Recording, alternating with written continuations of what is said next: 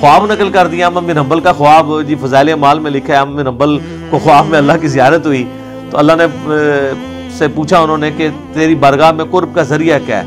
تو انہوں نے کہا میری کتاب قرآن۔ میں نے خیال یہ کافی تھا۔ وہ کہتے ہیں نہیں، احمد بن حنبل نے آگے سے پوچھا کہ یا اللہ سمجھ کے یا بغیر سمجھ کے؟ سر بندہ کہاں اٹھتا ہے، اللہ تعالیٰ سے یہ بندہ سوال کرے گا اور احمد بن حنبل کرے گا؟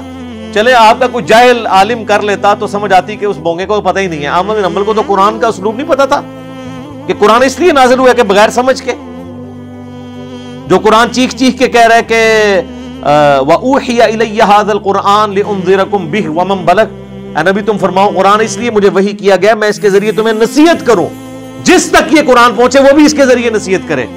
فَذَكِّرْ بِالْقُرْآنِ مَن يَخَافُ وَعِيدٍ، قرآن کے ذریعے اے نبی آپ لوگوں کو نصیحت کریں جو اللہ کی دھمکی سے ڈر جائے۔ جس کو یہ آیتیں پتہ ہوں، یا احمد بن حنبل کو بھی آپ نے جاہل پھر ثابت کروانا ہے؟ ان کو نہیں یہ باتیں پتہ تھی؟ تو کہتے ہیں جی آگے سے اللہ نے کہا کہ چاہے سمجھ کے یا بغیر سمجھ کے، یعنی اللہ نے جو پیغمبر اپنا بھیجا، کتاب نازل کی اور صحابہ کرام وہ سیکھتے رہے۔ اب وہ حدیث کہاں گئی صحیح بخاری کی کہ تم میں سب سے بہتر وہ ہے جو قرآن سیکھے اور سکھائے۔ یہ سیکھنے اور سکھانے سے کیا مراد تھا؟ عربی جب قرآن سیکھے اور سکھائے گا تو عین سیکھ رہا ہوگا، ہا سیکھ رہا ہوگا؟ نہیں، قرآن کو حفظ کر رہا ہوگا اپنی زبان میں اور اس کی تعلیمات کو سیکھ رہا ہوگا۔ ہمیں جب یہ کہا جائے گا نا قرآن سیکھے اور سکھائے تو اس سے مراد صرف اس کی قرات سیکھنا نہیں ہوگا، اس کا فہم بھی ہے۔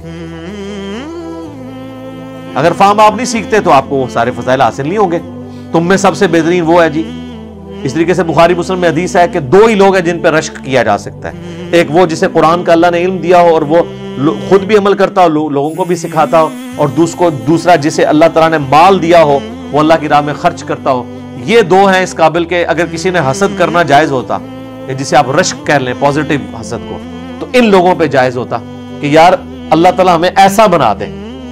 تو یہ کن لوگوں کے بارے میں ہے جو صرف یہ سکھاتے ہیں عین کہاں سے نکلنی ہے، ہا کہاں سے نکلنی ہے، باد کہاں سے نکلنی ہے، تا سین صاد یہ؟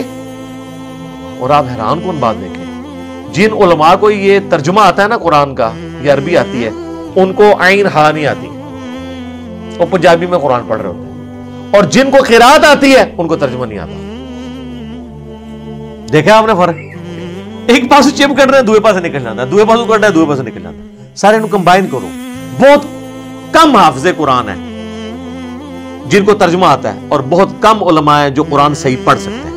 آپ قاریوں کے پاس کبھی بیٹھے ہیں وہ اتنا علماء کا مذاق اڑاتے ہیں، کہتے ہیں یہ دیکھو جاہل آدمی پڑھ رہا ہے کس طرح، اور وہ طرزیں لگا کے اتنے لمبے الفاظ کھینچ رہے ہوتے ہیں، وہ کہتے ہیں یار یہ دیکھو تو قرآن کی لحن جلی کر دی ہے اس نے یہاں پہ، اور وہ ہوتے ہیں علامہ، بعض میں انہیں علماء کے ہاتھ بھی چوم رہے ہوتے ہیں جا کے، وہ قاری صاحبان پروٹوکول دے رہے ہوتے ہیں۔ تو اللہ سے ڈر جائیں، قرآن کو سیریس لیں، اور حافظ قرآن اگر کوئی بن رہے ہیں، میری ویڈیوز ان تک پہنچے تو مہربانی کریں میرے بھائی، اپنی ایفرٹ جتنی حفظ پہ آپ پٹ کر رہے ہیں نا، کم از کم اتنی ہی نا بعد میں پٹ کریں اس کو سمجھنے کے لیے۔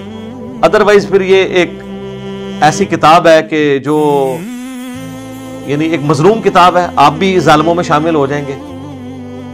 اخبار جتنا بھی آپ اس کو جو ہے وہ مرتبہ دینے کے لیے تیار نہیں ہے۔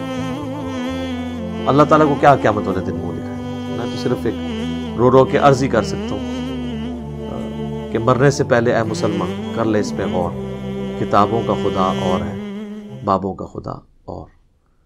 ٹھیک ہو گیا جی؟